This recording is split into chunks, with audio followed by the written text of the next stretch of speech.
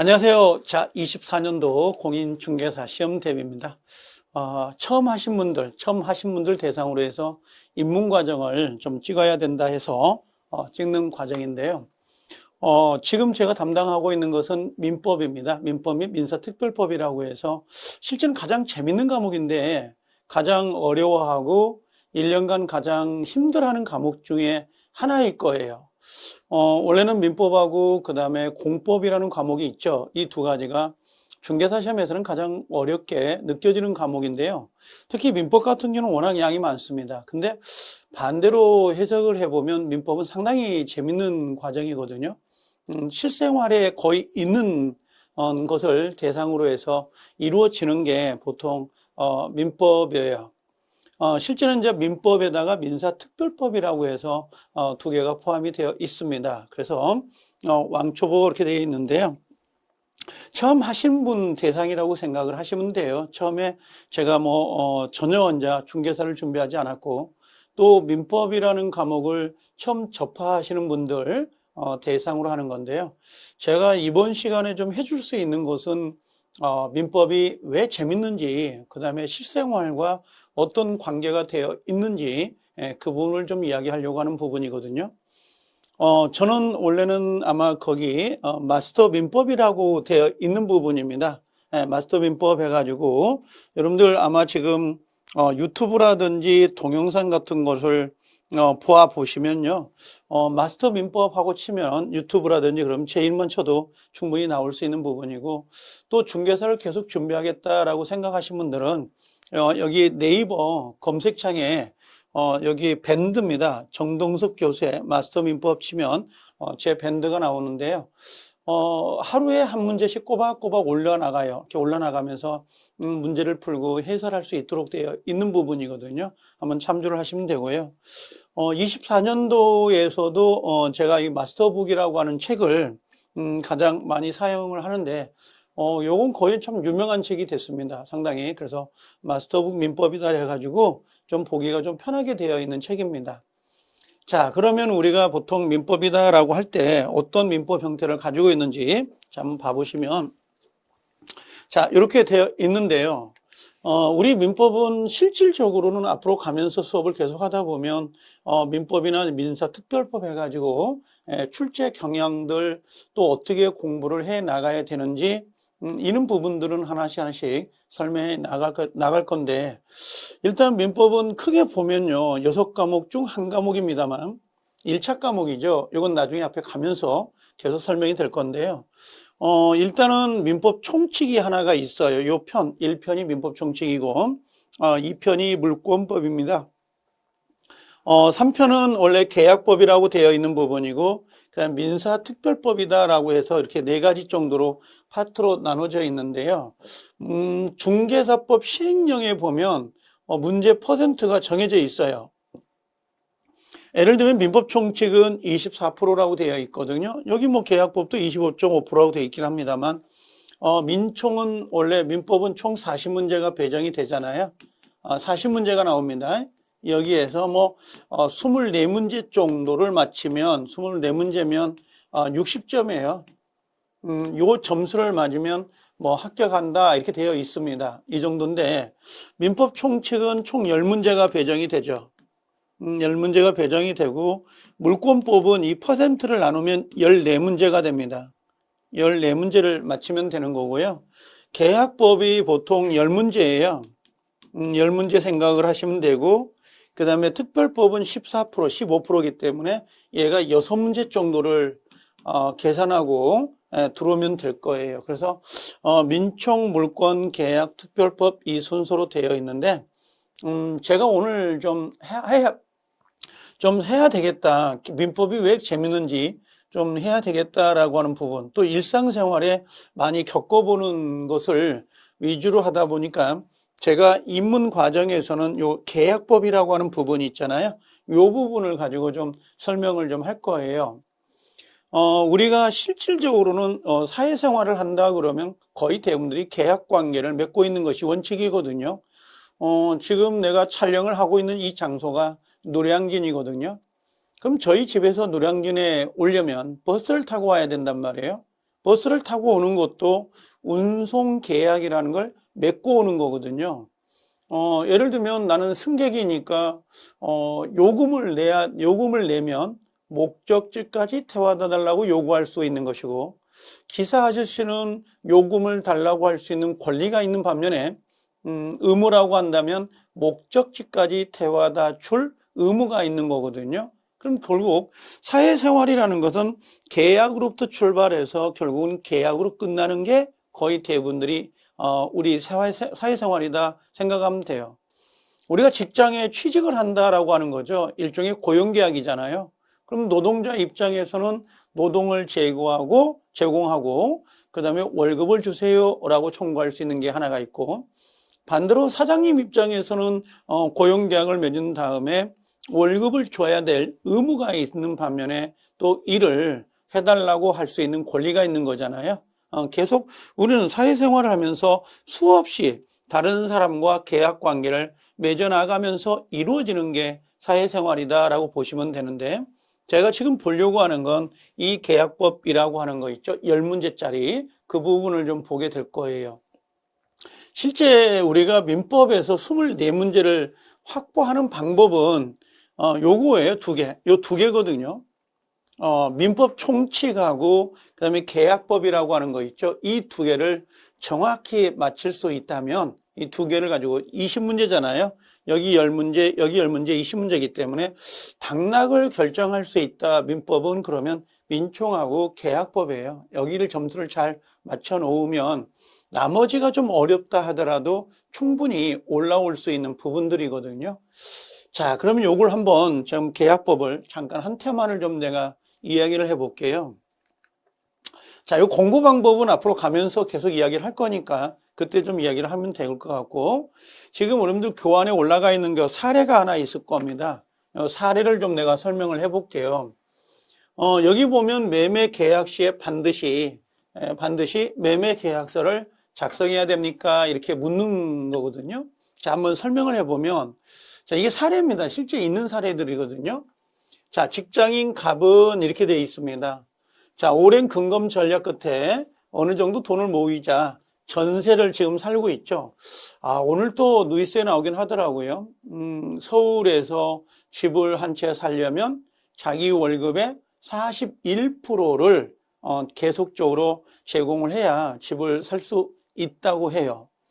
그럼 이분은 지금 전세를 살고 있었고 돈을 좀 모아가지고 신세를 면하고자 이곳저곳 다니다 보는 중, 자, 서울 변두리입니다. 수도권에 18평짜리 아파트가 있습니다. 그걸 마음에 들어가지고 을과 계약을 맺었다 이렇게 되어 있죠. 계약을 맺은 겁니다. 그런데 계약서 작성을, 매매계약서 작성을 하고요. 각자 날인, 도장이라고 하는 걸 찍는 걸 우리가 날인한다고 하잖아요. 날인을 하게 되었는데 이때 을이라는 사람이 공교롭게 도장을 갖고 있지 않아서 매매계약서는 중도금을 주는 날 작성하기로 하고, 그날은 우선 계약금만 주고요. 자, 을로부터 영수증을 받았습니다. 사인을 받은 거죠. 그럼 계약서는 지금 작성이 되지 않는 상태에서 구두로만 매매 계약을 맺고, 그 다음에 계약금을 지불한 다음에 영수증을 받은 거예요. 지금 계약서는 작성하지 않았잖아요. 자, 갑이 중도금을 치르려 하니까, 자, 을이라는 사람은 아직 매매 계약서를 도장을 찍지 않았으니까 계약은 성립된 게 아니라면서 계약은 없었던 걸로 하자라고 주장을 합니다. 자, 확실히 매매 계약서의 도장은 안 찍었습니다. 그렇다면 매매 계약은 무효인가요? 라고 묻습니다. 매매 계약이 무효이냐라고 묻는 거죠. 자, 그러면 이걸 한번 그림을 좀 그려볼게요. 제가 이렇게 그림을 그려봅시다. 자, 어떤 그림이냐면 이런 겁니다. 자, 갑이라는 사람하고, 갑이 이제 전세를 살고 있다가 돈을 모아서, 자, 을이라는 사람이죠. 자, 을과 이렇게 집을, 매매 계약을 체결합니다. 자, 매매 계약이라고 하는 게, 매매라는 건 일반 당사자는 뭐예요? 목적물입니다. 재산권을 이전할 걸 약정하고요. 다른 사람은 매매 대금을 지불하기로 약속을 하는 거 있죠. 이걸 우리가 보통 매매라고 하는데, 우리가 보통 제가 강의를 하다 보면 집을 사고 파는 것, 토지를 사고 파는 것만 매매라고 생각하면 안 돼요. 우리가 예를 들면 24시간 편의점에서 담배 한 갑을 사는 것도 매매가 되는 것이고요. 또 아니면 집을 사는 거, 편의점에 가서 물건 사는 거, 마트에 가서 물건 사는 거, 아니면 시장, 재래시장에 가서 쪽파를 한 단 사는 것도 매매가 되죠. 왜 그러냐면 한쪽은 물건을 넘기고 한쪽은 대금을 넘기는 거거든요. 반드시 뭐예요? 한쪽은 물건이라고 하는데 일종의 이걸 재산권이라 그래요. 한쪽은 재산권을 이전하고 다른 쪽은 뭐예요? 금전이다라고 하는 거 있죠. 이걸 금전을 지불하기로 약속하는 거, 그 약속 자체를 우리가 뭐라 그래요? 매매계약입니다. 이렇게 체크를 해요. 매매계약입니다. 자, 그러면 이 사례를 가져와 볼게요. 이 사례, 1번 사례는 뭐냐면, 자, 아까 갑이라는 사람이 뭐예요? 을이라는 사람하고 집을 사고 파는 매매계약은 둘이 했습니다. 근데 문제는 뭐냐면 계약서를 작성하지 아니한 상태에서, 자, 중도금이 넘어간 건 아니고요. 계약금은 넘어갔죠. 계약금. 그래서 계약금은 지불이 되어 있습니다. 계약금은 지불되어 있는데 갑자기 누가요? 여기 을이라는 사람이 야, 매매계약서 작성이 안 됐으니까, 계약이 안 된 거니까 우리 이 계약 없었던 걸로 합시다 라고 하는 겁니다. 지금 상황 파악은 됐죠? 상황 파악은. 자, 그럼 돌아가 볼게요. 자, 여기 뭐라고 돼 있냐면, 자, 여기 다음 페이지에 뭐라고 돼 있냐면 이렇게 돼 있습니다. 자, 그 다음에 여기 보니까 매도인입니다. 매도인 주장이 이거예요. 을이라는 사람, 집주인이죠. 을이 뭐라고 하냐면, 자, 부동산 매매 계약은 반드시 계약서를 작성해야 되고, 계약서 작성이 없다면 계약은 성립되지 않았다라고 주장하는 거예요. 야, 우리가 의사는 합치가 됐지만 계약서를 작성한 적이 없잖아. 그러니까 우리 매매계약은 성립된 게 아니에요 하고 주장하고 있는 거죠. 그랬더니 매수자 갑이 뭐라고 주장을 하냐면, 자, 매매계약은 불요식이다. 형식을 요하지 않는다. 불요식이므로 계약서 작성 여부와 관계없이 이미 계약은 성립이 됐기 때문에 집을 이행하세요 라고 청구를 한 거예요, 지금. 자, 그러면 계약은 성립이 된 거냐라고 하는 건데 요거부터 해볼게요. 자, 뭐라고 돼 있냐면, 자, 계약은 성립이 됐나요? 라고 되어 있는 거예요. 이때 계약은 요식이냐 불요식이냐 이렇게 묻는 거거든요. 자, 우리가 뭐라고 하냐면 나중에 계약법에 가면 계약의 종류라고 하는 게 있습니다. 계약의 종류에 뭐가 있냐면 낙성계약, 요물계약이라는 게 있고, 그 다음에 불요식계약, 요식계약이라고 하는 게 있거든요. 자, 이렇게 한번 놓아볼게요. 이렇게 문구고 이렇게 문구보게요. 낙성계약이라는 게 뭐냐면 낙성입니다. 승낙이에요. 승낙.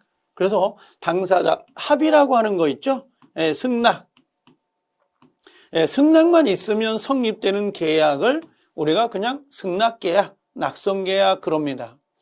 우리가 시장에 가서 아줌마 요 상추 얼마예요? 한 바구니에 이렇게 묻죠. 그랬더니 1,000원이라는 거예요. 그럼 내가 1,000원 드릴 테니까 나에게 팔 생각 있으세요? 물어보겠죠. 이게 청약입니다.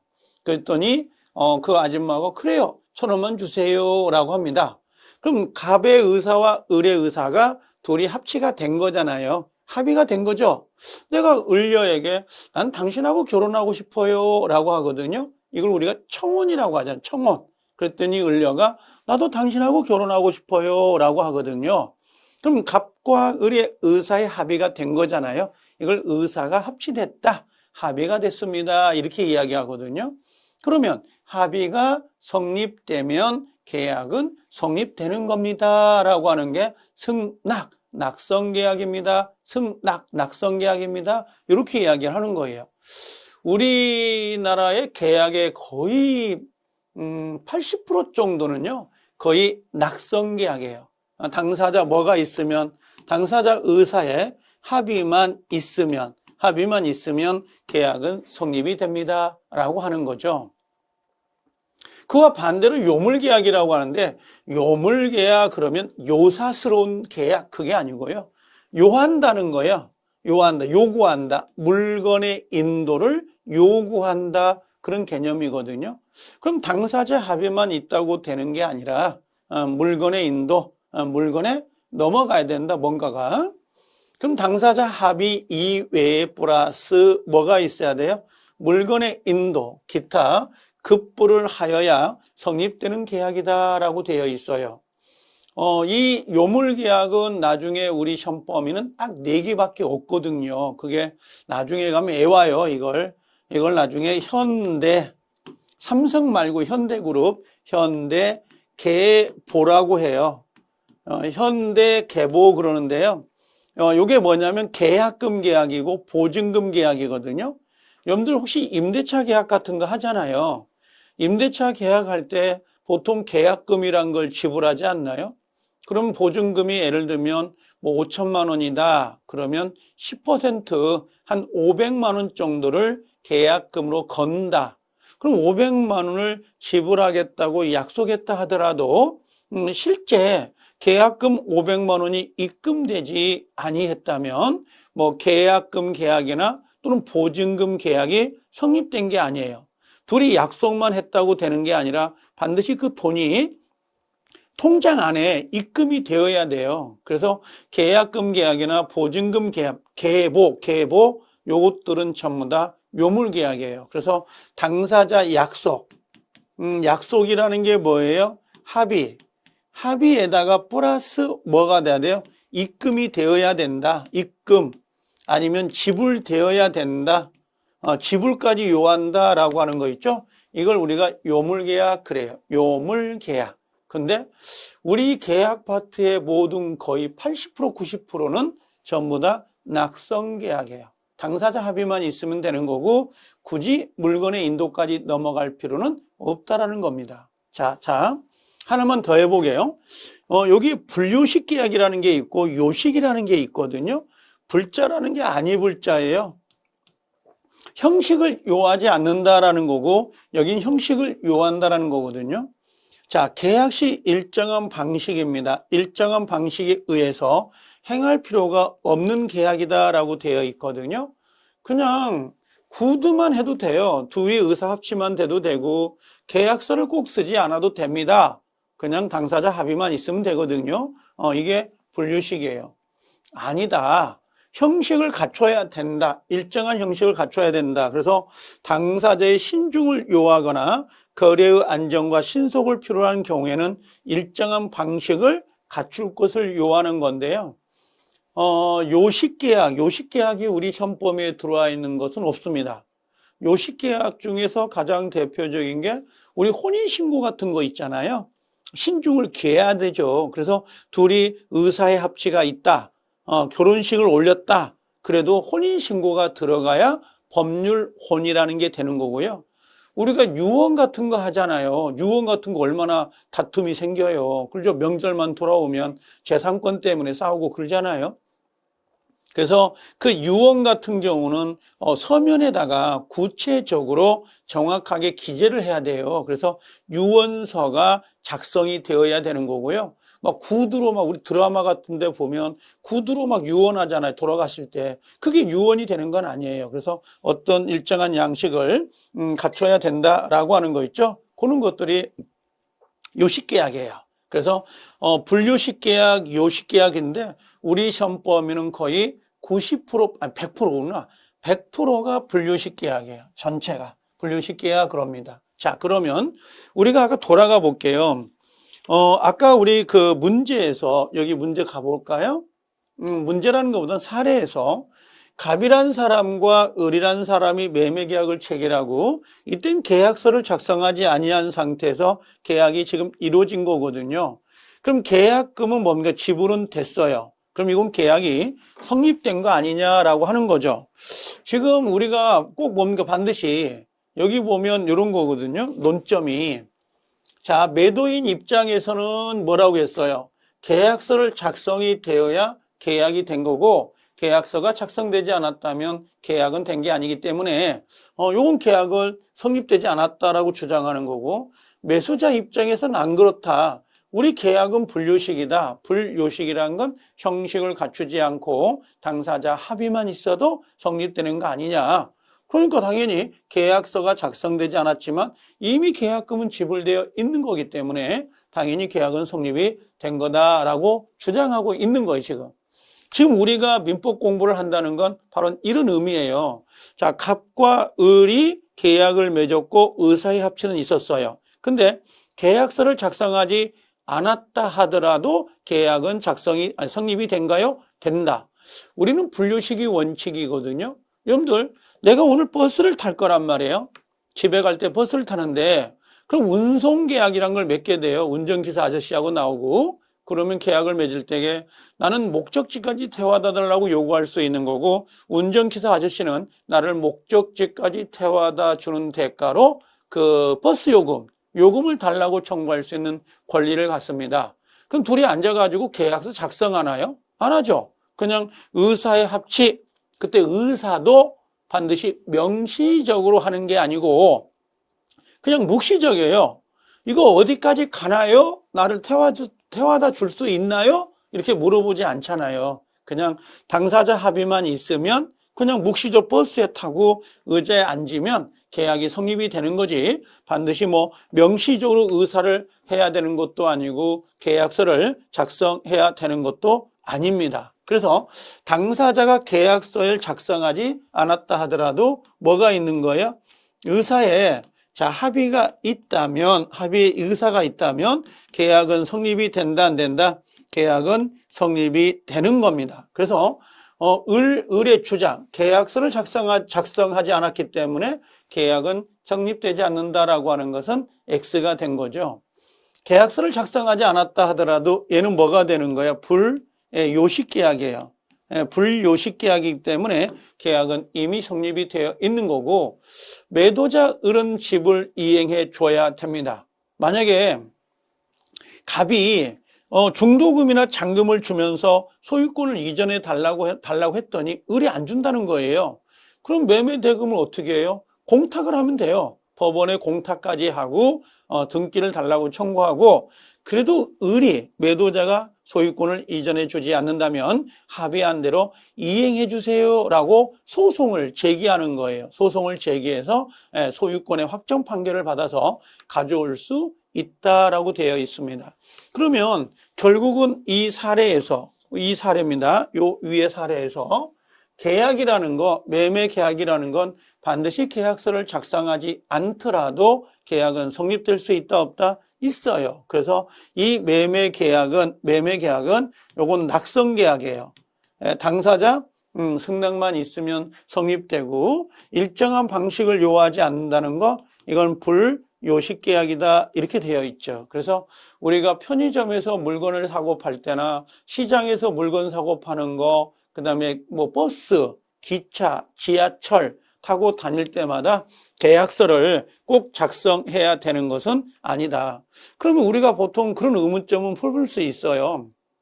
어떤 거냐면, 아니 그러면 우리가 왜 매매계약, 집 같은 거, 토지 같은 거 사고 팔 때에 왜 계약서를 작성하죠? 중개사 사무소에 가서 계약서를 작성하고 날인을 하지 않습니까? 그럼 왜 계약서를 작성하지 않아도 되는데 왜 계약서를 작성해요? 이럴 수 있거든요. 그건요, 계약이 중간에 파기가 되거나 또 계약이 이루어지지 않았다고 주장하는 사람들이 있을 수 있잖아요. 그래서 증거 서류라고 보시면 돼요. 증거 서류를 확보할 필요가 있어서 계약서를 작성하고, 그 다음에 우리가 아직 안 배웠지만 나중에 등기법이라는 게 있어요. 그래서 매매로 인하여 소유권을 취득하려면 계약서를 반드시 제출하세요라고 해서, 거민계약서라고 해서 우리 어디입니까? 공시법, 등기법에서는 별도로 요구하는 경우가 있어요. 그 법에 의해서 요구하는 경우가 있어서 계약서를 작성하고 있는 것이지, 실질적으로는 계약서를 작성하지 않았다 하더라도 계약은 성립이 됩니다. 낙성계약, 승낙만 있으면 성립되고 불료식, 일정한 방식을 요하지 않는다라고 하는 거, 그 정도만 기억을 하시면 돼요. 그래서 보통은 계약서를 작성하지 않고 이루어지는 계약도 엄청 많죠. 근데 토지나 건물 같은 경우는 대부분이 계약서를 작성하게 되는데, 그 계약서를 작성하는 이유는 하나의 증거라고 생각하면 돼요. 너하고 나하고 계약을 맺었다는 증표, 증거라고 생각해서 계약서를 작성할 뿐이다, 이렇게 보시면 됩니다. 그래서 1번 사례는 읽어보면 이런 게 계약이구나. 꼭 계약서를 꼭 작성해야만 계약이 성립되는 건 아니고, 계약서 없더라도 계약은 이루어집니다라고 하는 거. 그래서 재밌습니다. 이런 게 민법이거든요. 민법이지 뭐 딱딱하게 무조건 외워야 되는 건 아니고, 생각을 해보면 일상생활에 많이 있는 내용들이 사례에 들어와 있는 것들입니다. 자, 그래서 요 정도 한번 좀 정리해가지고 가볍게 좀 보셔도 되지 않을까 생각은 들어요. 자, 요거 한번 보고요. 좀 쉬었다가 해서 두 번째 한번 사례를 봐볼게요. 좀 쉬세요.